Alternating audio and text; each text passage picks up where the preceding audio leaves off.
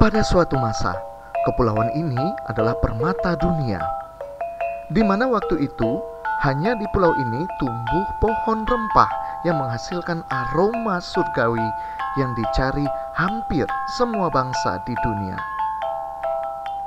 Ya, Myristica fragrans atau dalam sebutan orang Indonesia yaitu pala.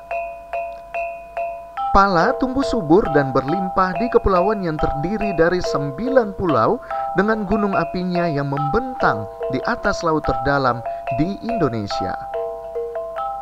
Kepulauan Banda terletak di Kabupaten Maluku Tengah, Provinsi Maluku, Indonesia. Wilayah pulau kecil dengan tanah vulkanisnya menjadikan Pala Banda memiliki kualitas yang terbaik di dunia bahkan sampai sekarang. Pala telah menjadikan Banda sebagai pusat fokus peradaban dunia bersama Cengkeh di Maluku Kieraha. Jauh sebelum bangsa Eropa tiba, pala telah menjadi komoditi penting yang dibawa oleh pedagang lokal lewat jalur perdagangan rempah di Nusantara dan disebarkan sampai ke seluruh penjuru dunia. Dari Banda, pala dibawa ke Malaka, India, Cina, Arab, dan Eropa. Bangsa-bangsa ini juga kemudian ada yang datang dan langsung membeli pala di Banda. Bangsa terakhir menjadi bangsa yang datang bukan hanya membeli, namun juga kemudian memonopoli, merampok, membantai, kemudian menjajah Nusantara hingga ratusan tahun lamanya. Bangunan-bangunan tua peninggalan kolonial beberapa masih berdiri megah hingga sekarang. Benteng-benteng yang berdiri kokoh bisa menggambarkan seberapa besar perhatian dan kekuatan penjajah untuk menguasai wilayah kecil ini. Banda di zaman lampau juga dipakai untuk mengasingkan tokoh-tokoh perjuangan bangsa.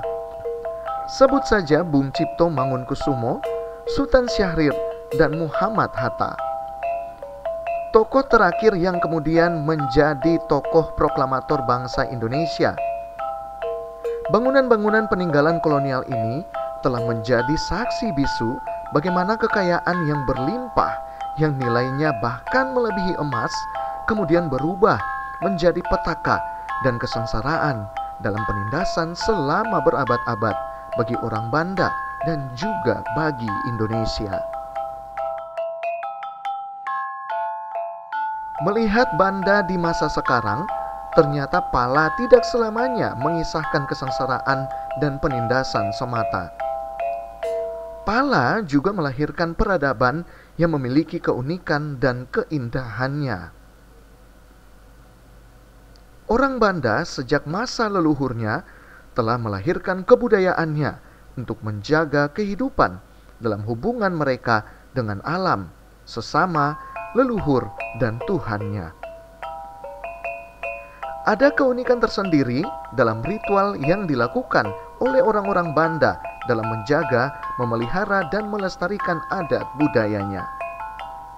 Jika kita ingin melihat proses adat yang besar di Banda, kita bisa melihatnya dari upacara buka kampung.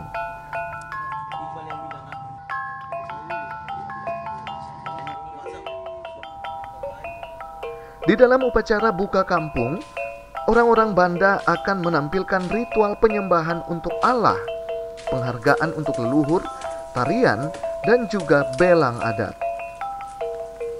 Buka kampung sendiri memiliki sejarah serta tahapan-tahapan yang wajib dilaksanakan oleh masyarakat yang diwakili oleh orang adat pada kampung adat. Setiap ritual memiliki makna tersendiri dari setiap kampung adat, baik dari segi peralatan, gerakan, pakaian, bahkan pemaknaan upacara itu sendiri. Orang-orang kampung baru memiliki cerita tersendiri untuk ritual buka kampung, tarian cakalele, dan belang adatnya. Sabar, ribut sedikit, yang yang banyak. Dia nggak mau bilang, masuk, memberi salam, terus yang ke rumah dia keluar, terus kasih tahu salah satu omong, katun datang, Raja Pusalam, orang tua negeri Pusalam, Bapak Imam Pusalam, masyarakat Kabupaten Pusalam minta sebentar hadir rumah kampung, ada buka puang lepas isya. Toh, kalau kamu orang baterai salam terhadap yang keluar, angkat cabang, kayu, tanaman, sisi di sini, di dalam kunci. Ada toh? Biasanya ada toh kunci, sisi. Kenapa? Karena banyak orang kesal kamu orang suka setahun tanda-tanda tanda. Jadi kalau ada tanda itu, yang puhak dia pulang dia, oh iya ada orang atusan. Itu orang tua pekerja dulu begitu. Patah cabang tanaman satu sisi di dalam dulu. Mengerti? Iya.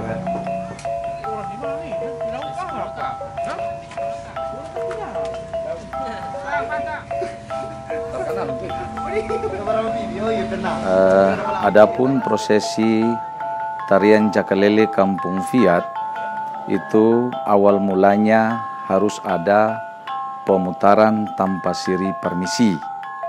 Maksudnya kenapa harus ada tanpa siri permisi? Karena kita sebagai anak cucu harus mohon izin kepada orang tua-tua terdahulu atau datu-datu dengan prosesi pemutaran tanpa siri atau karaso. Nah, dari pemutaran tanpa siri itu pada malam harinya, besok paginya baru tanpa siri itu atau karaso itu dihantarkan ke tempat-tempat yang memang sudah ada, yaitu para makam-makam para leluhur.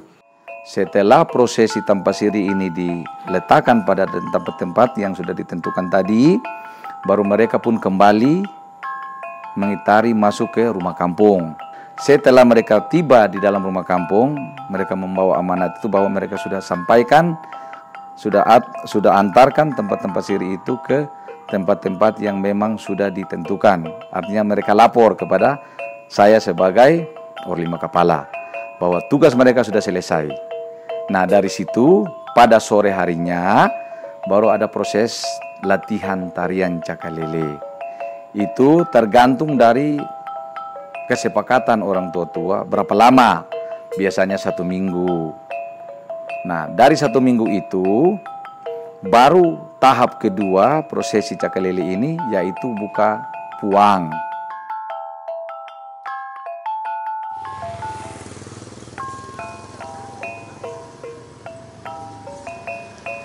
Nah, buka puang ini juga bukan kata sekedar ketemu buka puang begitu, tapi harus ada undang saudara kakak kita dari desa Andansari Orsia. Setelah mereka tiba pada waktu yang telah ditentukan, baru prosesi buka puang itu dia bisa berjalan.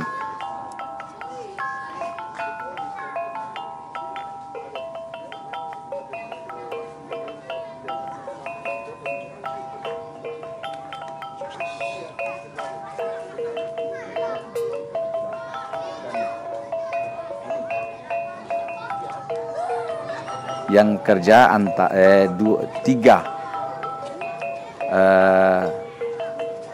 punya jabatan yang 3, antara lain raja, bapak imam, dan orang tua adat. Setelah prosesi buka puang itu berjalan sampai selesai, tepat pas jam 12 puang mulai terbuka. Setelah itu baru orang-orang dipersilakan untuk melihat puang tersebut. Nah, besok paginya baru diadakan tari Cakalele tiang bendera pagi hari.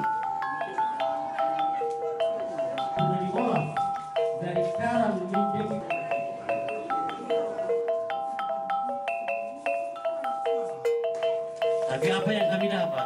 Begitu jelinya orang tua,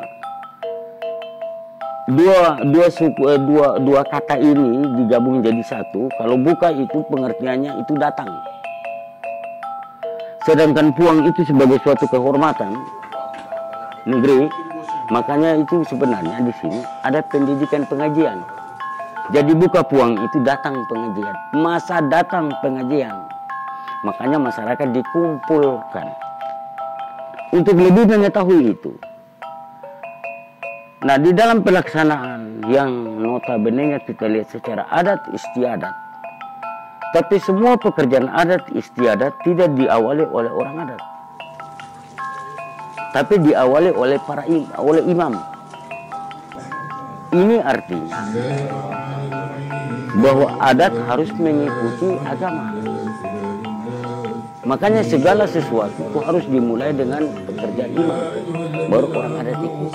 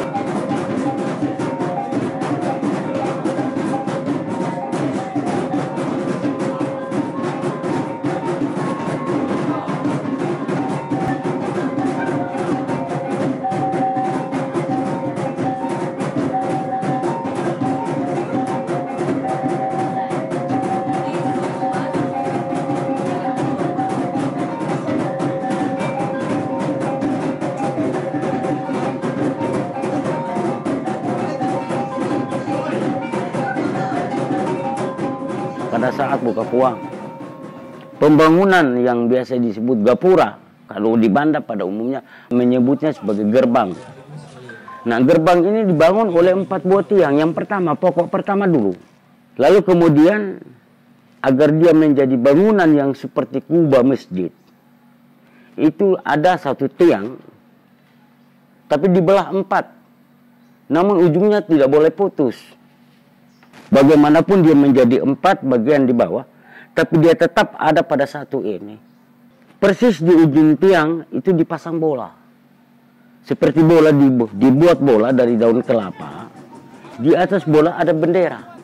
Seperti 3 begitu, kaki 3. Tiang yang 4 ini mempunyai makna banyak. Namun yang menjadi pelajaran bagi kita di sini, ini adalah 4 orang imam. 4 orang imam ini mereka melaksanakan satu syariat. Yang tadi yang dibelah 4. Makanya ini Imam Syafi'i, Imam Hambali, Imam Maliki, dan Imam ini sama. Dalam pemahaman menuju kepada yang satu.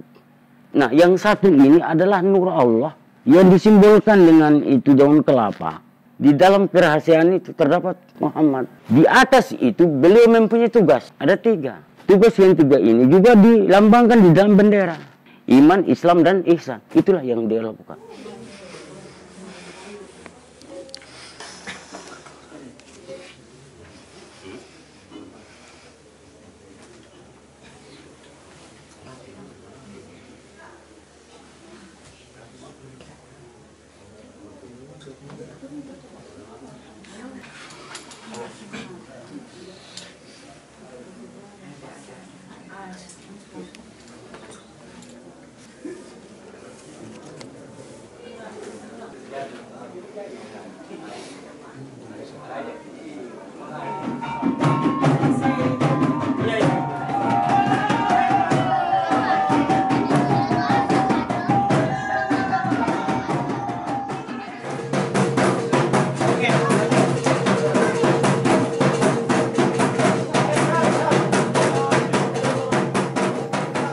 Dari mulai awal sebelum mereka berpakaian, mereka itu dibersihkan secara lahir batin dulu.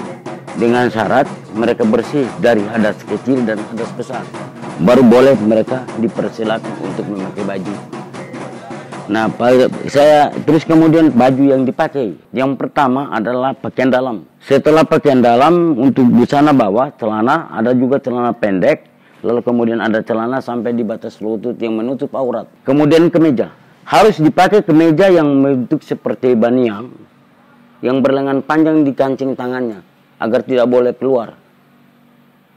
Nah, dari tempat itu, kemudian mereka sarung lagi baju kebesaran. Nah, baju kebesaran itu menandakan tugas masing-masing orang. Nah, yang merah ini dikatakan kapitan, yang dua yang memegang tombak istilahnya, itu dikatakan kapitan. Sebagai penjaga, pendamping, untuk mengamankan yang mana? Yang di tengah. Sesungguhnya yang besar itu di tengah. Lihat dari topi. Yang di tengah punya topi putih, kan ujungnya ini kan naik, bukan turun. Kalau pendamping kiri kanan, itu ujungnya kuning, tapi turun. Berarti itu beliau adalah pengawal. Kemudian di pedang. Kalau di pedang, kiri dan kanan ini milik sama. Ada yang punya ulu pedangnya itu juga, itu lain. Tapi kalau yang di tengah ini, pedangnya ulu ini bertuliskan Muhammad. Itu aslinya.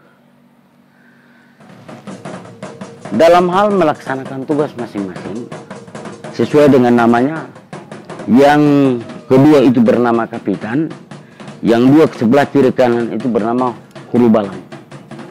Iya. Memang sama, yang di tengah juga hulu balang tengah. Tapi segala sesuatu, dialah yang terakhir. Dialah yang terakhir menutup semua kegiatan. Kalau loncatan tarian pertama, kapitan dulu. Kapitan 1, kapitan 2, hulu balang kanan, hulu balang kiri. Terakhir baru beliau. Yang di tengah.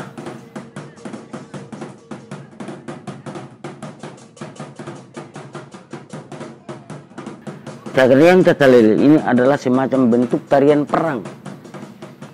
Cuma diperagakan dalam bentuk seni. Makanya ketika gerakan pertama, mereka mulai gerakan pertama dengan gerakan menyembah, menghormati. Setiap keluar sebelum kita main, kita harus menghormati dulu. Setiap orang dia berbekal gerakan-gerakan tersendiri.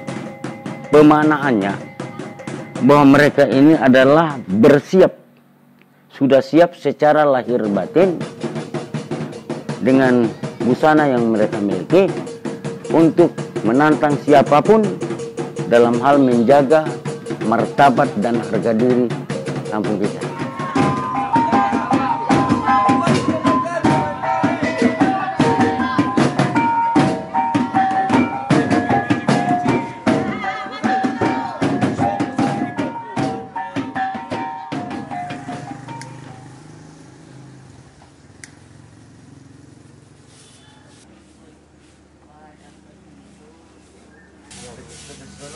Kalau ketong buka kampung Cakalele, itu putar tanpa siri permisi 7.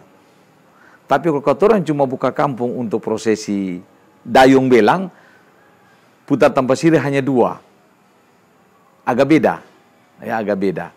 Nah, putar tanpa siri 2 ini khusus belang, 1 diletakkan di atas belang, 1 diletakkan ke yang tadi datang dengan belang dari Lontor ke Kampung Baru, yaitu Datu Nira.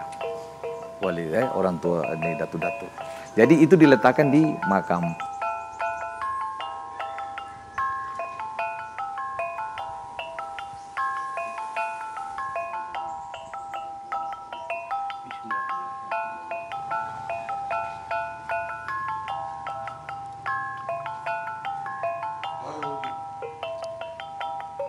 Kalau prosesi buka kampung belang itu hanya terdiri dari orang-orang yang punya kapasitas sebagai pendayung, Bapak Imam, Bapak Raja, dan tokoh-tokoh adat. Nah, jadi dia terlalu repot seperti buka kampung Cakalele. Jadi prosesi buka kampung belang ini setelah malamnya kita putar tanpa siri, besoknya itu baru pagi tanpa siri itu diantarkan ke makam yang ditentukan, satunya diletakkan di belang. Nanti pas mau hari hanya itu kita kasih ganti belang, kas pakai baju, istilahnya kas pakai baju belang itu 1 hari sebelum hari H. Jadi kalau hari hanya hari Sabtu, berarti hari Jumat itu kita kas pakai dia. Nah, prosesnya adat. Jadi barang-barang atau pakaian baik properti itu dihantarkan ke tempat belang, lalu di sana dipasang. Dengan prosesinya itu biasanya ada tipa dulu, baru orang para tokoh agama dibaca doa. Biasanya di situ ada Bapak Imam. Dalam di prosesi belang itu ada Bapak Imam. Dia baca doa, baru kita antarkan ke properti itu ke belang, baru dipasang di situ. Nah, nanti hari hanya itu biasanya orang tua dong berembuk kira-kira jam berapa ketong harus keluar.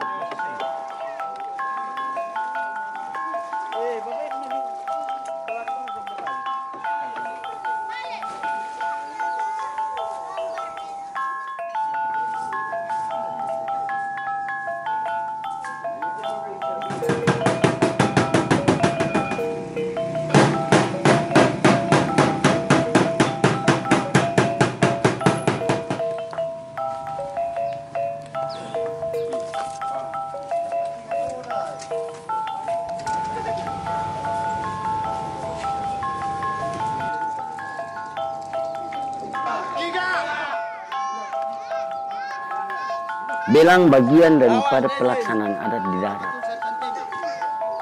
Sebenarnya dari sisi namanya saja sudah agak keliru. Ketum bilang belang. Tapi kalau sebutan kata yang benar itu bukan belang, tapi belang. Nah, kalau kata belang ini diulang 2 kali, jadinya apa? Belang-belang berarti warna-warni.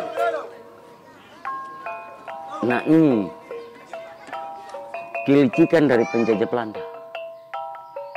Sehingga yang tadinya nama aslinya adalah kora-kora diganti dengan belang.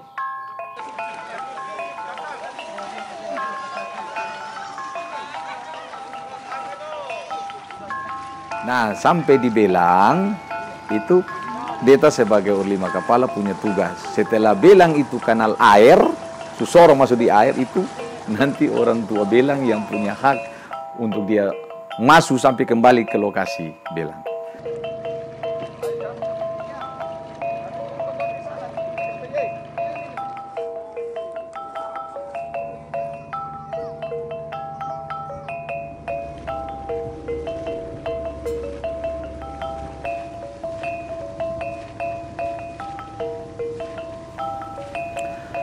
Struktur atau personil yang ada di dalam belang itu, kalau belang khusus belang Kampung Baru itu dia berjumlah 40 orang.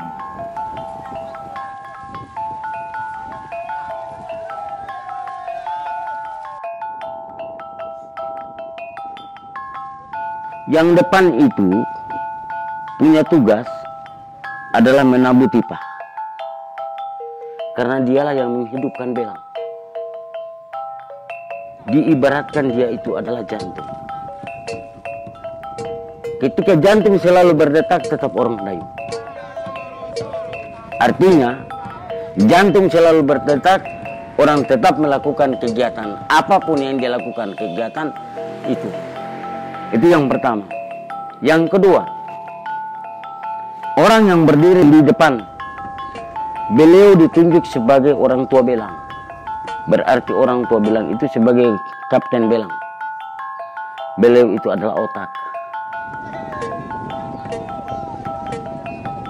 Dikonotasikan dengan manusia, dia sebagai otak. Dialah yang merancang, dialah yang merencanakan, dialah yang memerintahkan, dialah yang segala macam di otak. Dia perintahkan kepada hati. Kamu tenang. Siapa hati? Orang yang di tengah. Karena dia imam, dia penghulu. Apapun otak punya rencana, tapi hati punya perasaan. Itu maknanya demikian.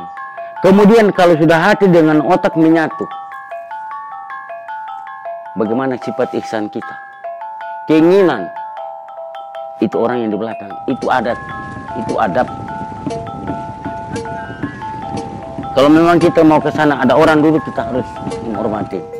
Itu orang belakang, itu adab. Makanya adab itu dia dilambangkan dengan orang adat.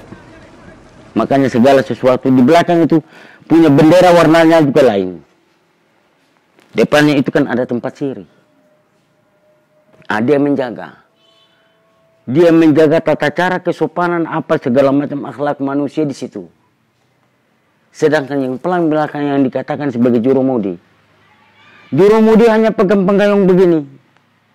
Tapi untuk belok kiri atau belok kanan, depan atau ke kiri, mereka harus mendengar yang otak. Itu perintah. Kanan, kanan. Dan dia, selain dia jurumudi, dialah, itu adalah kaki.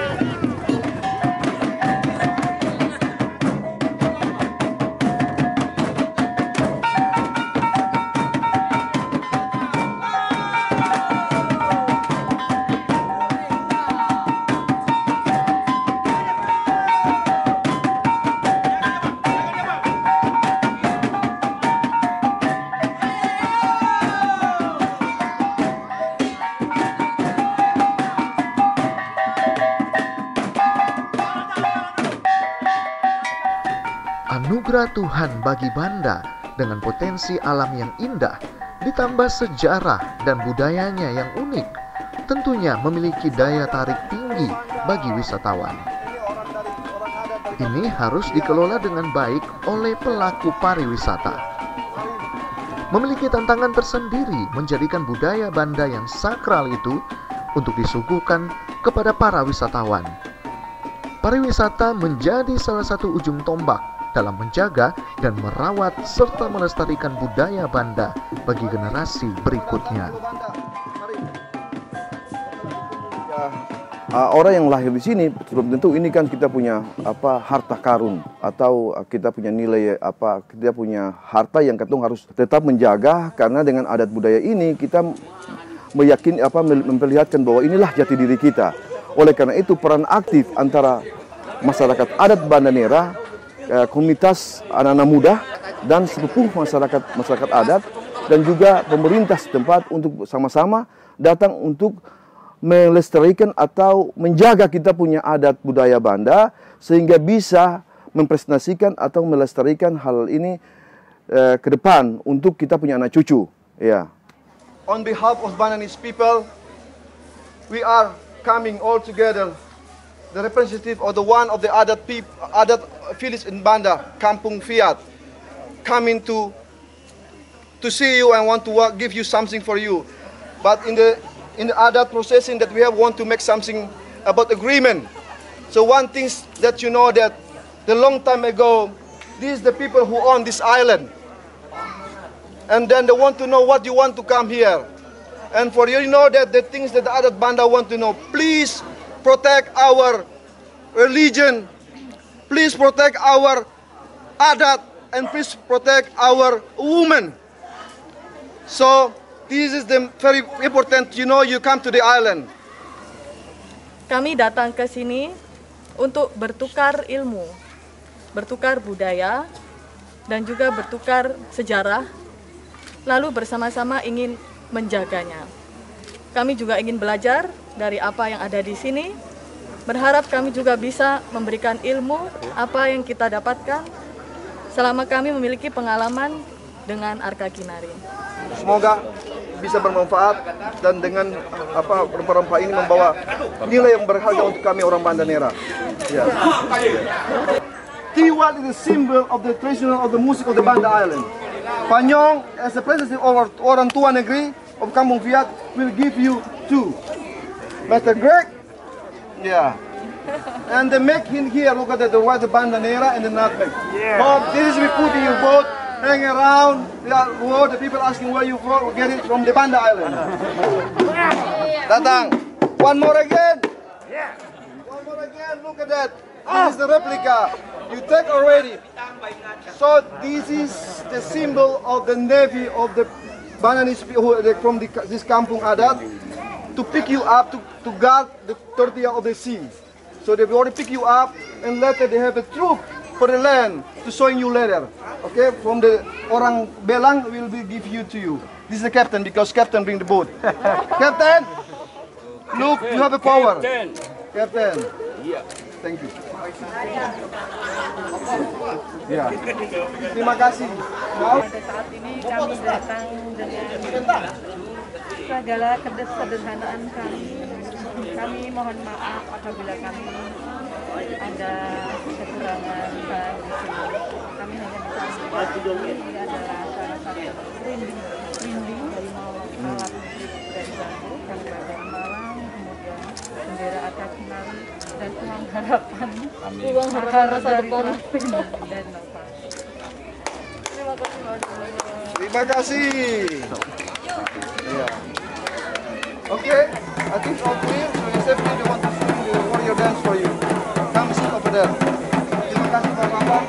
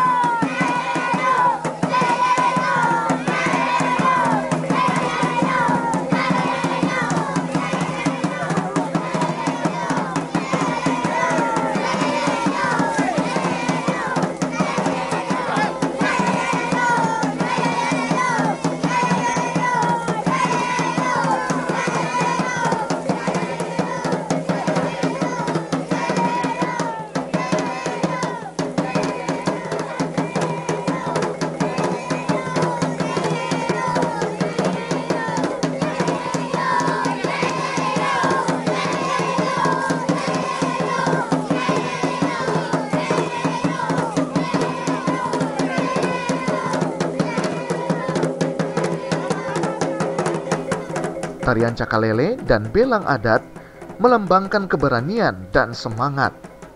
Dua hal yang dimiliki oleh orang-orang Banda dalam mempertahankan kepemilikan agama, adat, dan perempuan mereka secara turun-temurun di tanah Banda.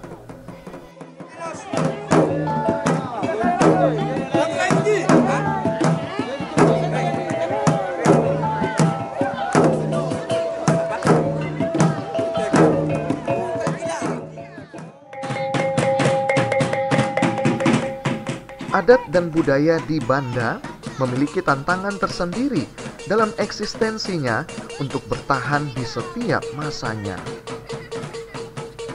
Pada masa kini, pemuda-pemudi Banda memiliki pandangan sendiri dalam menjaga dan melestarikan budaya yang diturunkan kepada mereka. Peran anak muda Banda dalam sisi kebudayaan yaitu salah satunya Cakalele dan Kora-kora. Cakalele dan kora-kora itu sering dipentaskan ketika ada suatu acara yang diminta untuk dimainkan. Hal-hal seperti ini sebagai anak muda Banda harus dijaga dan dilestarikan karena ini sebagian dari jati diri anak Banda. Kita sebagai anak Banda, kita punya jati diri, yaitu pada ritual adat. Dan proses Cakalele dan kora-kora tidak bisa diduplikat oleh orang lain. Kenapa? Kalau prosesnya diduplikat ke orang lain, berarti hilang sakralnya. Nah ini, sebagai anak muda Banda, kita harus mempertahankan bahwa ini jati diri kita untuk mempertahankan adat, istiadat, dan budaya dari nenek moyang kita dari zaman dahulu kala.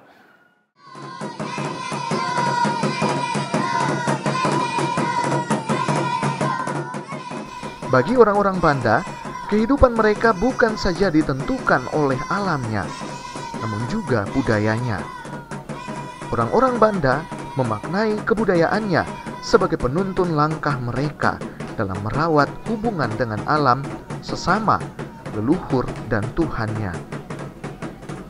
Dengan menjaga dan melestarikan budayanya, orang-orang Banda mengajarkan kita untuk selalu bisa mengenang dengan penuh kecintaan dalam keindahan tentang besarnya perjuangan dan pengorbanan bangsa ini. Banda sangat penting untuk kita dan juga harusnya sangat penting untuk bangsa ini, karena di sini lahir banyak pemikiran, lahir banyak kepedihan, lahir banyak semangat, dan lahir banyak ironi sampai hari ini. Sehingga kita bisa mempelajari sejarah bangsa kita, bahkan sejarah dunia dari pulau ini. Banda dengan seluruh potensi yang dimilikinya telah menggores tinta emas, namun juga kelam yang akan selalu diceritakan bagi berdirinya bangsa Indonesia. Harapan kita ke depan supaya Banda Nera ini betul-betul adalah menjadi negeri adat yang harus kita jaga, karena cikal bakal Republik Indonesia itu dari Banda.